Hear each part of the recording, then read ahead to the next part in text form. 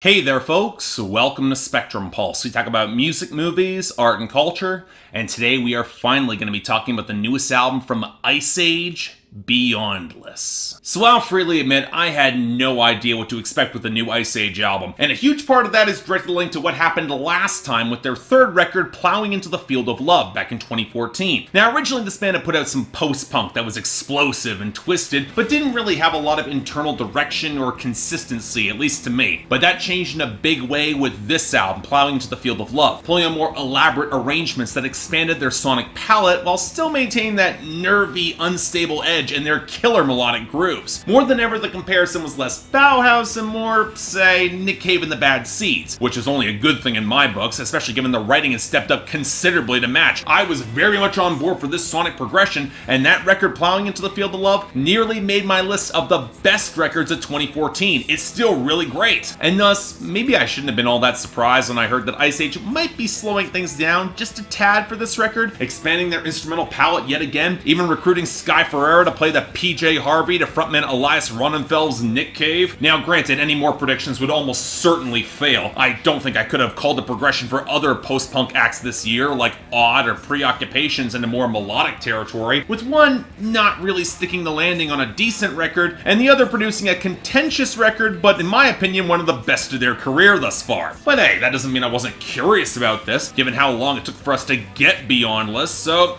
alright, how's the album? Well, I was right about one thing. I don't think anybody could have properly predicted the progression of this record if they tried. The sort of wide-ranging pivot that lands one foot in Tender Prey era Nick Cave, another in garish vaudeville kitsch painted in gory colors, and yet another in the sort of slow-building, layered, primal crescendos that have underscored an act like Swans, except rammed into perhaps the band's tightest and most immediately catchy songs to date. And if all this sounds like a whirling nest of contradictions that might kind of click tonally, but could never work structurally, you know what, I don't know what to tell you. Somehow, Iceage, they pulled it off, and they delivered a pretty damn great record along the way. One where I'm not at all surprised the thing is racking up a lot of critical acclaim, and deservedly so. But of course, a record like this, it almost seems to be custom made to be a critical darling to a very specific subset of critics, and I include myself in that category. Those who will come along for the ruckus, borderline claustrophobic production and the crushing walls of post-punk, and say to be enraptured by the debauched nihilism and the warped romantic sentiments underneath. And while I do not think this project is better than, say, Full Circle Nightmare, it's hard not to see at least some creative DNA with Kyle Kraft, or perhaps the other side of the same coin. They both pull on the same brand of ragged gothic chic, where the stage might collapse beneath them somewhere in the show, but goddammit, that show is going to go on regardless. But if that's the case, if Kyle Kraft is the wild but somewhat measured professional with the observational eye to the relationships that slip away from him, Iceage's frontman Elias Ronnenfeld is the drunken mess that somehow sticks the landing time and time again and then hates himself for it. And his flat, jagged vocal tone perfectly emphasizes that, lacking the throaty presence of a Nick Cave but still able to capture the preening,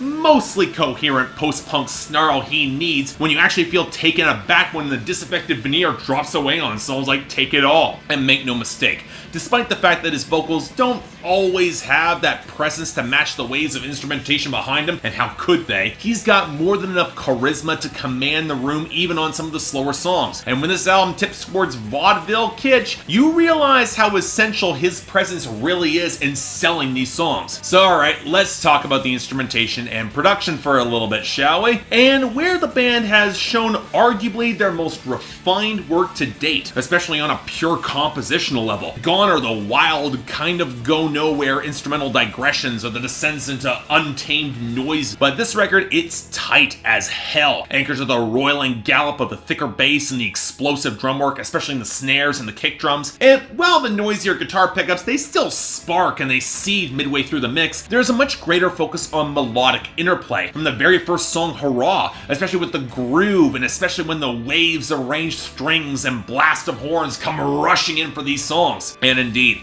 it's very hard to to deny that in the slightly scuzzy, ragged pickup of those horns and strings, and the slow crescendo build on Under the Sun, or the brittle acoustics bouncing off the noise on Catch It, or even the marimba touches on Plead the Fifth, there is a lot of creative DNA shared with Swans as well, just in a far tighter package. There's no 34-minute songs on this project. And even with that, you can tell there's a level of instability in a lot of these songs courtesy of the unsteady tempo shifts that disrupt the slightly more conventional melodic interplay of a song like Painkiller, or the swaggering groove of The Day the Music Dies, or the almost kooky vaudeville stumble of Thieves Like Us. And you know what, I'll admit, if I've got an issue about this album, it comes in some of those more old school vaudevillian touches. Most because they're a little more difficult to invest with the same sort of tension and emotional pathos in comparison with the tones borrowing from Swans, or the ragged, arranged beauty of tunes like Take It All, or the warped post-punk tension of Catch It. Now don't get me wrong, I appreciate the unstable, drunken vibe of Thieves Like Us and its noisy guitars, or how Showtime builds into a terrific sleazy horn line against the trembling groove, but then it pivots with some of the keyboards and the more garish aesthetic, and it doesn't quite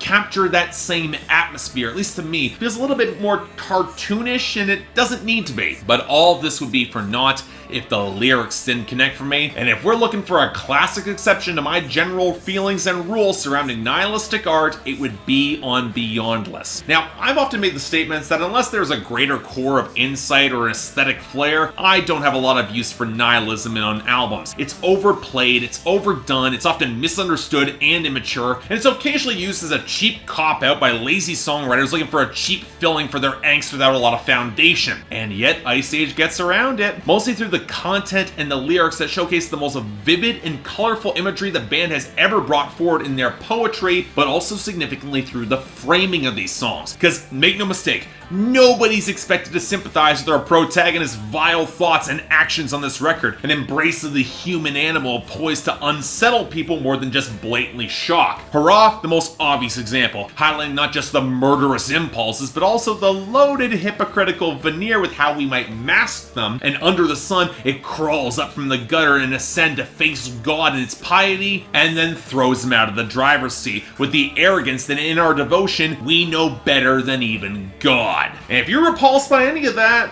well, you might as well join Iceage in pointing the finger at it. Because as early as Painkiller, they're holding up that mirror to those craven impulses to strip out any possibility of romanticism. And while that song, and especially Plead the Fifth, they might have some seductive tension in the wallow in bad taste and excess, you can tell that both songs are trying to plug up deeper insecurities within, with The Day the Music Dies making that anxious subtext just outright text and dealing with that depression. And it's why the romance of any hookup on Catch It is framed as desperate or borderline pathetic or creepy, or why Thieves Like Us is an uncomfortable drunken mess. Although Iceage does point out the dispassionate enablement of society more than once on this project, with the most direct metaphor coming in the artistic suicide of Showtime, where the main actor shoots himself in the head and then the dispassionate crowd asks for their money back. But it's also where there is some genuine dramatic pathos on songs like Take It All, where when confronted with very real self-awareness or the purity, the protagonist just withers in the face of it. Or on the closing title track, which might as well be Iceage's crack at Meatloaf's 2 out of 3 Ain't Bad, and its admission of how love just cannot happen with him. He can satisfy her in so many other ways, perhaps even lead her off the same gangplank, but love?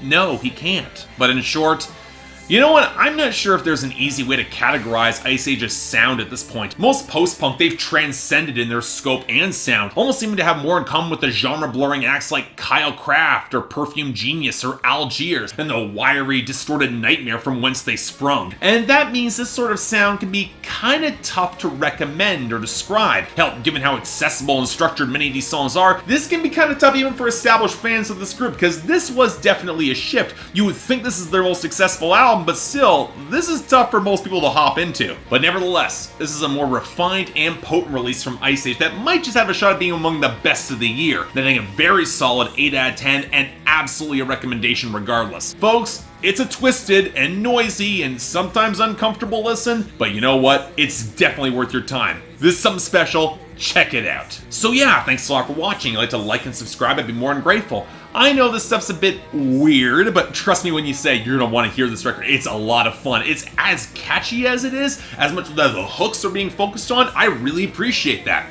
You want to buy the record? Highly recommend you do. Link down there below. And I got the poll up there. I'm curious where you Iceage fans who are more on the ragged, noisy, kind of directionless post-punk side of things will think about this album, because this is a departure for them. Beyond that, anything else I might be able to do to improve my presentation, I'm all ears. And if you guys want to get involved in my scheduling process, link to my Patreon is right over there, where 3 times a week you guys get to vote on my schedule, and once a week for the higher tier contributors, you guys get to add albums, movies, or even a top 10 list to that schedule. More details right over there. You want to see a schedule? It's on my Instagram, link below. Keep in mind I've changed my Patreon structure from a per video to a per month structure, so you get more bang for your buck. Happy if you guys hop on board. But until then, I'm Mark. You're watching Spectrum Pulse, and I'll see you next time.